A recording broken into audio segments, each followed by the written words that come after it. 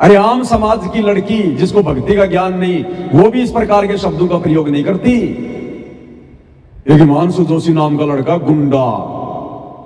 भाई अगर तुम इन आश्रमों में इन गुंडों की संगति करोगी तो यही भाषा होगी फिर तुम्हारी, और क्या होगी? क्या कह रही है? कर दे। क्या नाम आपका? मेरा नाम शरीका कुशबा है।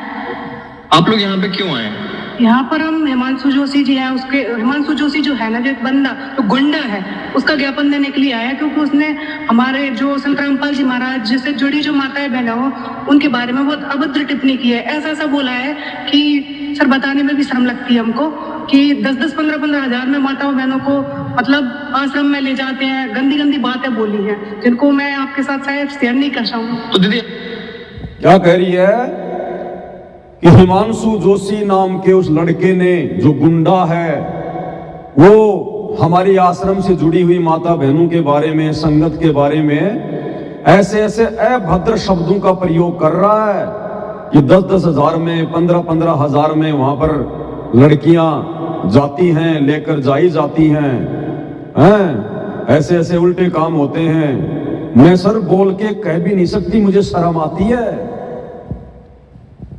बस इतना ही कहा हिमांशु जोशी ने, इससे ज्यादा तो कुछ नहीं कहा। अरे उससे कहीं ज्यादा इन आश्रमों से जुड़ी हुई संगत के बारे में, इन कोऑर्डिनेटरों के बारे में, भक्तों के बारे में खुद संत रामपाल जी ने कहा है कि ये नालायक कोऑर्डिनेटर होकर अपनी माता बहनों को भी नहीं छोड़ते, उनके साथ में भी गंदी गंदी हरकतें करते हैं इन आश्रमों में ये कोऑर्डिनेटर। खुद संत रामपाल जी कह रहे हैं। लो जी, उनके मुख कमल से सुना देते हैं आपको एक बार।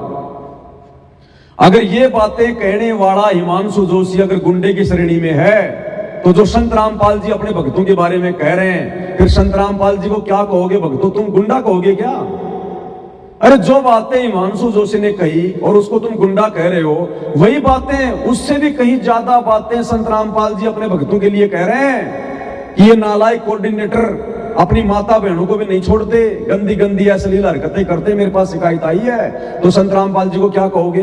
उन कोऑर्डिनेटरों को क्या कहोगे जो अपनी गुरु बहनों को भी नहीं छोड़ रहे इन आश्रमों में?